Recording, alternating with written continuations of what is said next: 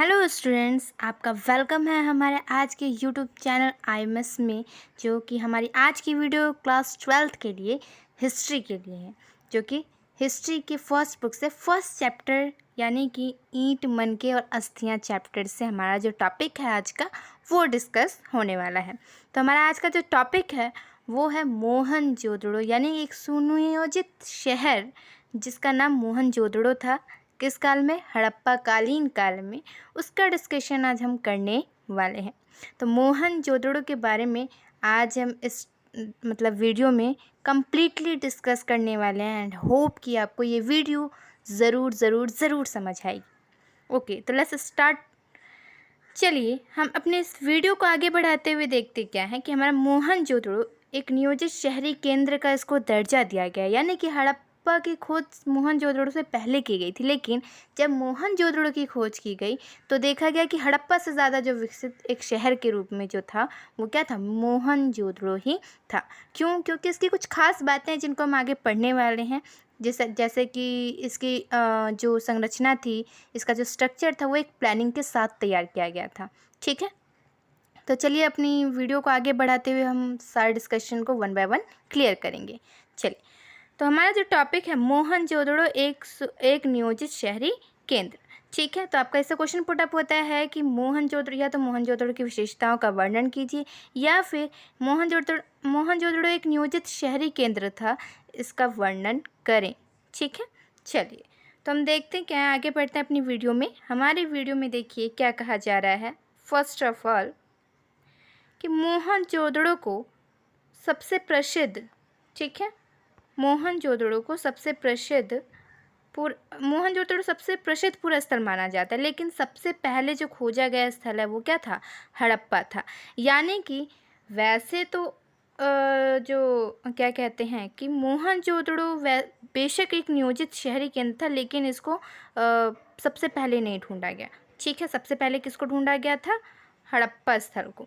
ठीक है, उसके बाद जब मोहनजोदड़ो की खुदाई की गई थी, ठीक है, उसकी जब खोज हुई थी, तब इसमें पाया गया क्या कि मोहनजोदड़ो जो है बाकी जितने भी यहाँ पे स्ट्रक्चर है उनसे सबसे अलग है।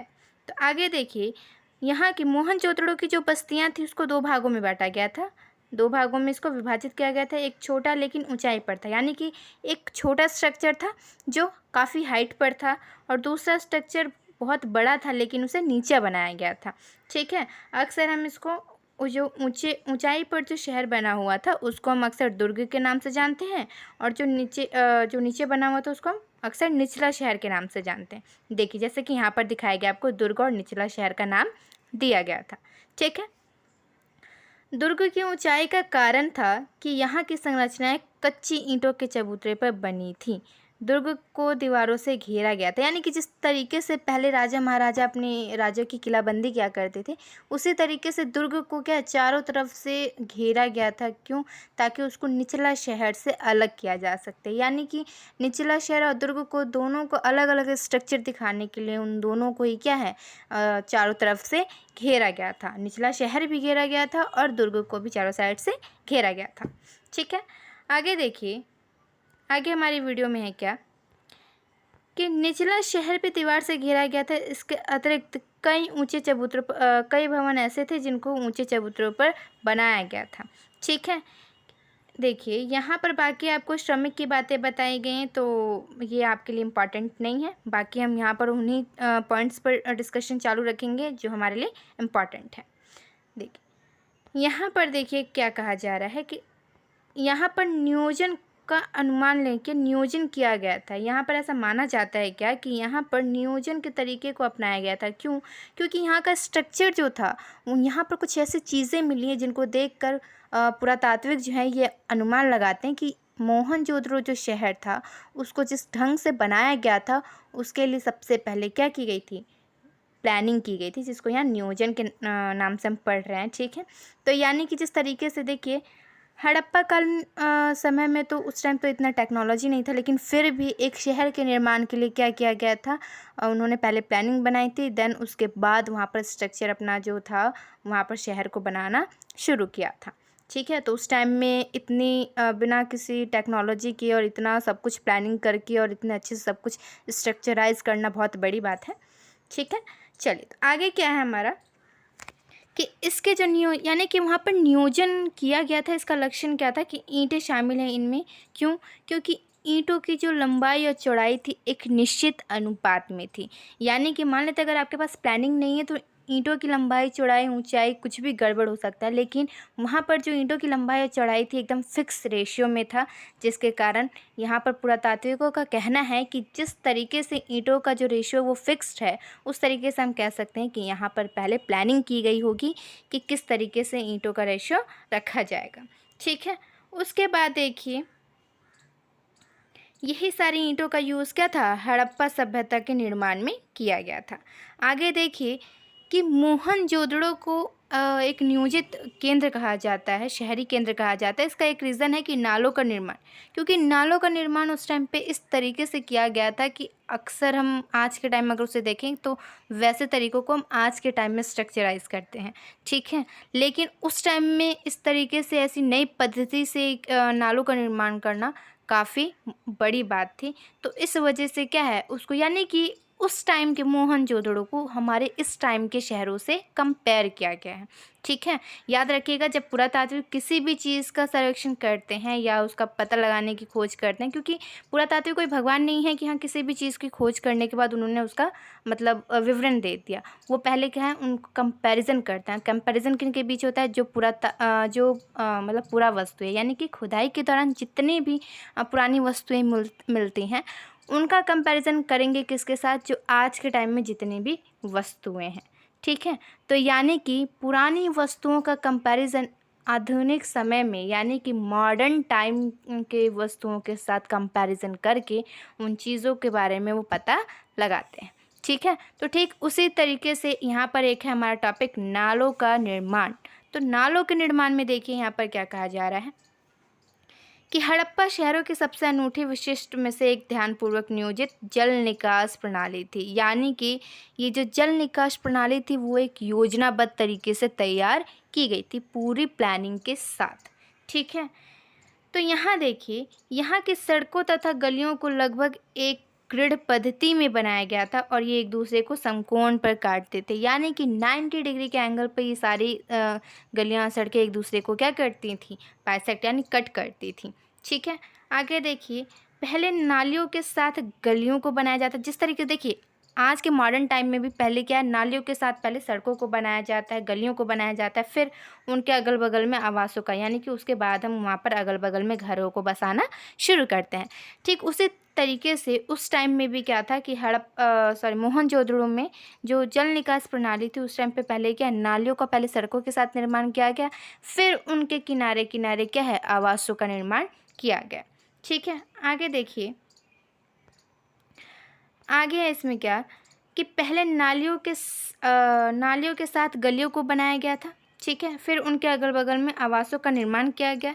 यदि घरों के गंदे पानी को गलियों की नालियों से जोड़ना था तो प्रत्येक घर की कम से कम एक दीवार का गली से सटा होना आवश्यक था।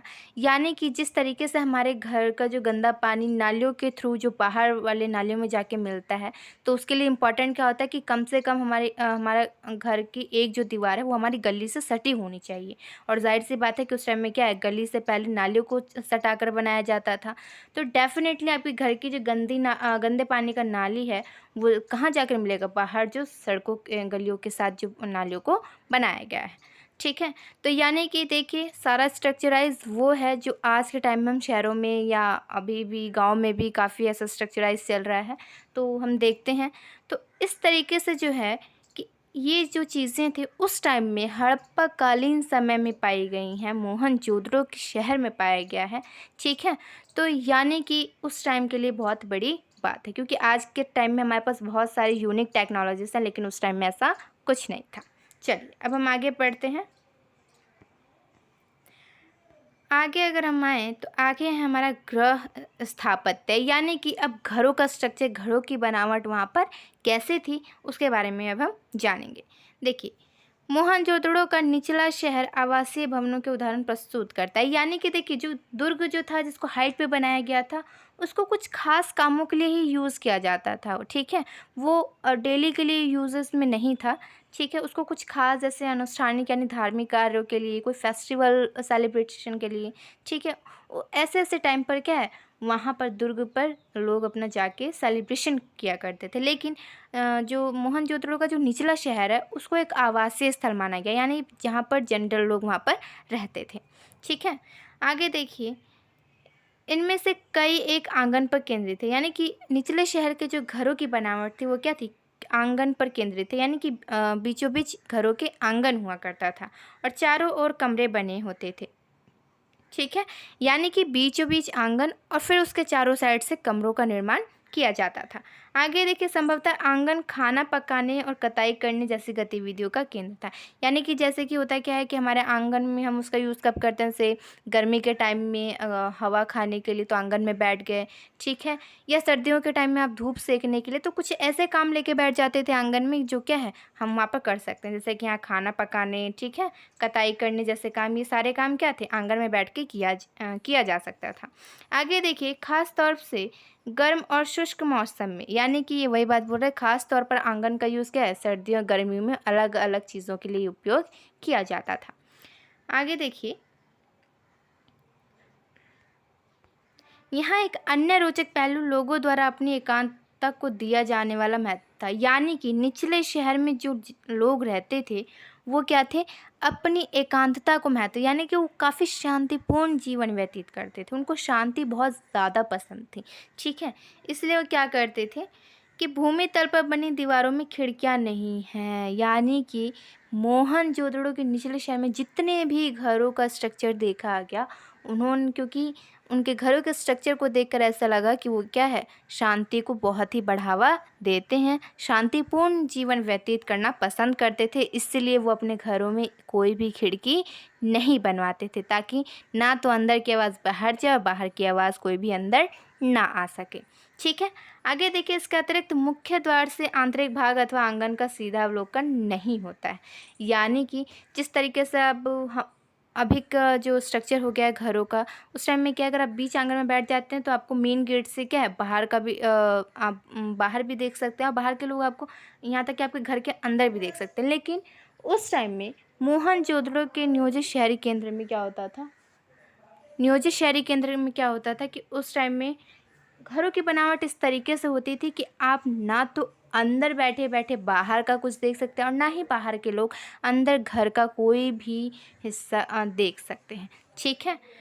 आगे देखिए, हर घर का ईंटों के फर्श से बना अपना एक स्नान घर होता था। यानी कि जिस तरीके से आज के टाइम में हम बाथरूम को यूज़ करते हैं, उस टाइम में क्या, स्नानागार को यूज़ किया जाता था, जो ईंटों से बनी होती थी, ठीक है, जिसकी फर्श क्या थी, ईंटों से बनी होती थी, जिसकी नालियाँ दीवार के माध्यम से सड़क की नालियों से जुड़ी होती थी। यानी कि जैसे कि पहले गलियों से नालियों को सटाया गया, फिर क्या है, घर की एक दीवार का गलियों से सटा होना ज़रूरी था। तो ठीक उसी दीवार के ज़रिए क्या था कि स्नानागार की जो नालियाँ थीं वो दीवार के माध्यम से सड़क की नालियों में जुड़ी हुई थी, जहाँ से क्या, वहाँ का पानी बाहर निकल जाता था।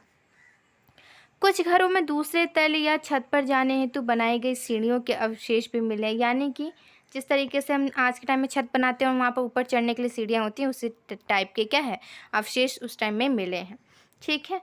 आगे देखिए, कई आवासों में कुएं थे जो अधिकांशतः एक ऐसे कक्ष में बनाए गए थे जिसमें बाहर से आया जा सकता था और जिनका प्रयोग संभवतः क्या है, राहगीरों द्वारा किया जाता था। यानी कि इन कुओं का जो निर्माण था मोस्टली उस टाइम पे क्या था कि मोहनजोदड़ो के जितने भी आवासीय स्थल थे वो क्या थे, हर कोई अपने घर के बाहर एक कुआं ज़रूर बनवाता था, ठीक है। और घर के जस्ट मेन गेट के बाद वो अपना एक मतलब रूम टाइप में बनाते थे और उस रूम के अंदर क्या होता था, कुआं होता था, ठीक है। क्योंकि अब मेन गेट के आगे भी एक रूम बनाया गया है, तो इसलिए क्या है, बाहर के लोग अंदर का हिस्सा नहीं देख सकते और अंदर वाले लोग बाहर कुछ नहीं देख सकते, ठीक।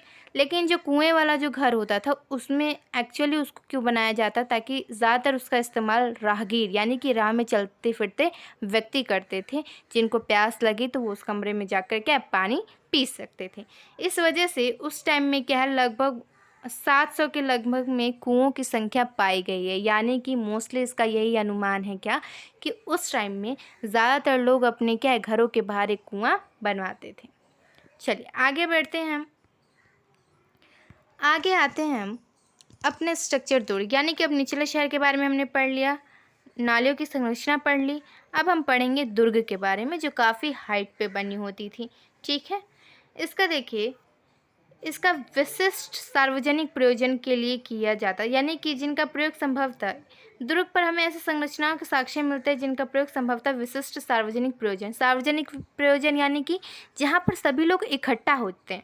ठीक है, तो सार्वजनिक प्रयोजन यानी कि वहाँ पर कुछ ऐसे कार्यक्रमों की योजना बनाई जाती थी जहाँ पर सभी लोग इकट्ठा होकर वहाँ उसका आनंद लेते थे। ठीक है, इनमें एक माल गोदाम होता था।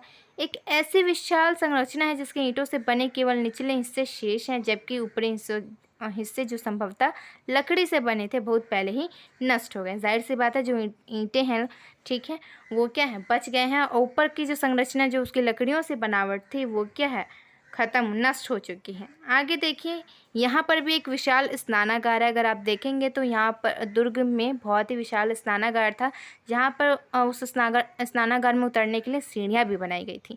ठीक है, जिस तरीके से हम कुछ धार्मिक कार्य में क्या होता है कि मतलब पानी में खड़े होकर जैसे सूरज को जल दिया जाता है, उसी तरीके से उस स्नानागार में धार्मिक कार्यों के अनुसार, ठीक है, बहुत सारे लोग एक बार में उतर सकते थे और अपना धार्मिक अनुष्ठानिक कार्य मतलब पूरा कर सकते थे। ठीक है, आगे देखिए, विशाल स्नानागार क्या होता था इसमें, देखिए, विशाल स्नानागार में बना एक आयताकार जलाशय है जो चारों ओर से एक गलियारे से घिरा है, यानी कि यहाँ पर एक स्नानागार में एक जलाशय है।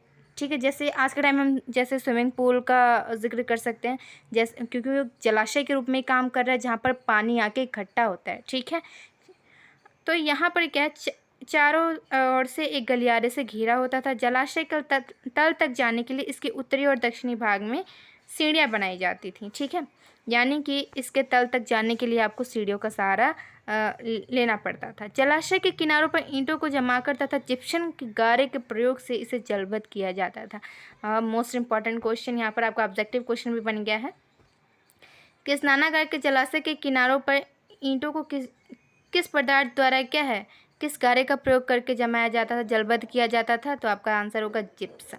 ठीक है, आगे देखिए, इसके तीनों ओर कक्ष बने हुए होते थे।